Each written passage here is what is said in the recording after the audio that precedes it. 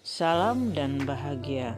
Jumpa lagi dengan saya, Sophia Margareta Raihan SPD, TGP Angkatan keempat, Kabupaten Maluku Tenggara. Kesempatan ini saya akan membahas modul 1.4.A7, yaitu demonstrasi kontekstual budaya positif. Pada tahap demonstrasi kontekstual ini, saya akan melaksanakan praktek segitiga restitusi terhadap salah satu murid saya. Namun sebelumnya kita akan bahas apa itu restitusi. Restitusi adalah proses menciptakan kondisi bagi murid untuk memperbaiki kesalahan mereka sehingga mereka bisa kembali pada kelompok yang lebih kuat. Menurut Goosen tahun 2024. Restitusi juga adalah proses kolaboratif yang mengajarkan murid untuk mencari solusi untuk masalah dan membantu murid berpikir tentang orang seperti apa mereka inginkan dan bagaimana mereka harus memperlakukan orang lain. Pendapat Chelsom Goosen tahun 1996.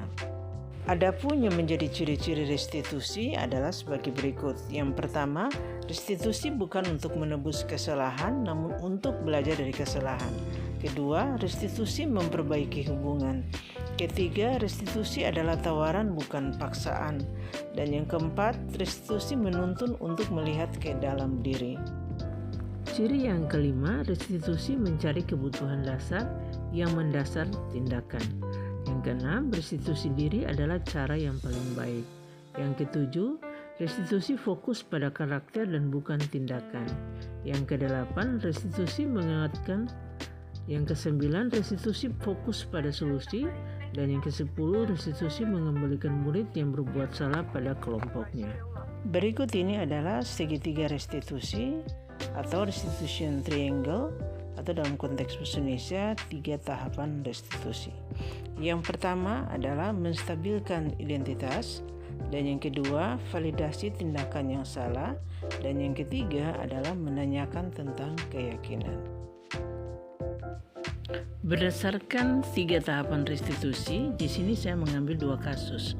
Kasus yang pertama, ketika jam pelajaran bahasa Jerman sedang berlangsung di kelas 12 MIPA 3, seorang siswi yang bernama Marcia Ruban asyik bercerita dengan temannya sehingga menimbulkan kegaduhan. Kasus yang kedua, Angel adalah seorang siswa yang selalu aktif dan ceria di kelas. Namun pagi ini dia terlihat hanya duduk murung di kelas, dan setelah saya dekati ternyata teman sekelasnya, Namira, mengatakan bahwa dia jelek dan jorok karena mengenakan sepatu yang sudah usang. Sebelum saya melakukan tindakan segitiga restitusi, saya membuat skenario secara lengkap. Hal ini bertujuan agar apa yang saya nanti lakukan dapat efisien dan mencapai tujuan yang diinginkan. Disimak ya videonya. Selamat pagi, Marcia.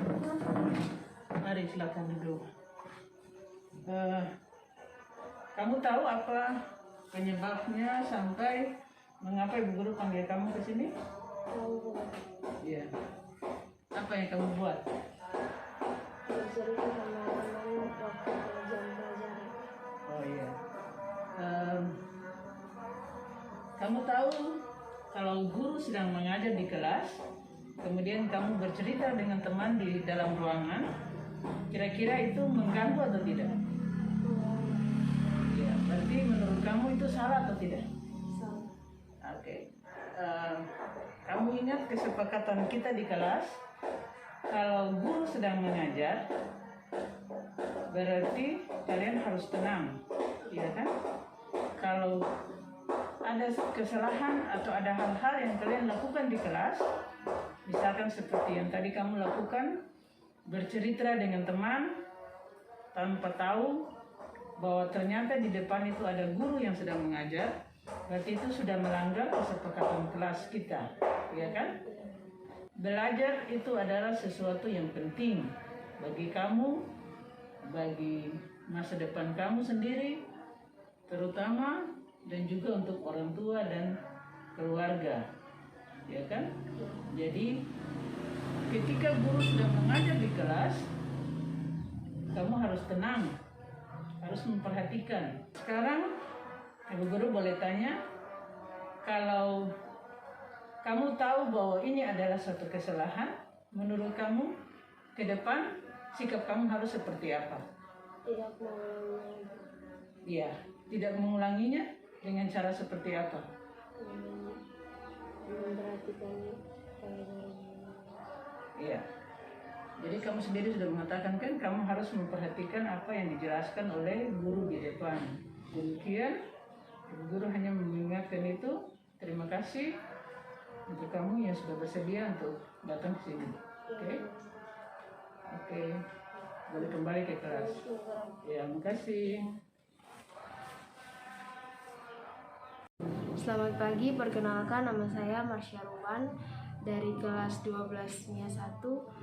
Setelah tadi dipanggil oleh Ibu Opi, saya menyadari bahwa kesalahan yang tadi di dalam kelas bercerita dengan teman adalah tindakan yang salah. Dari hal ini saya mengambil pelajaran bahwa saya harus bisa lebih menghargai orang lain, terutama guru yang sedang mengajar. Dan ketika ada teman yang mengajak saya bercerita, saya akan menegur mereka dan berkata, ini adalah tindakan yang salah. Berikut ini adalah hasil restitusi dari kasus yang pertama. Menstabilkan identitas, siswa mengajak temannya untuk bercerita pada saat jam pelajaran di kelas.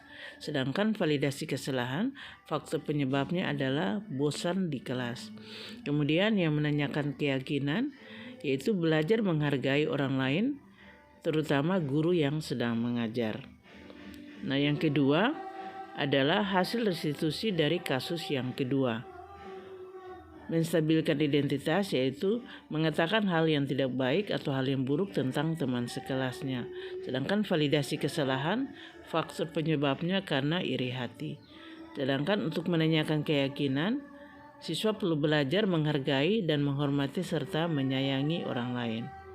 Demikian hasil restitusi dari kedua kasus ini. Demikian penjelasan saya tentang demonstrasi kontekstual budaya positif. Sekian dan terima kasih. Salam guru penggerak.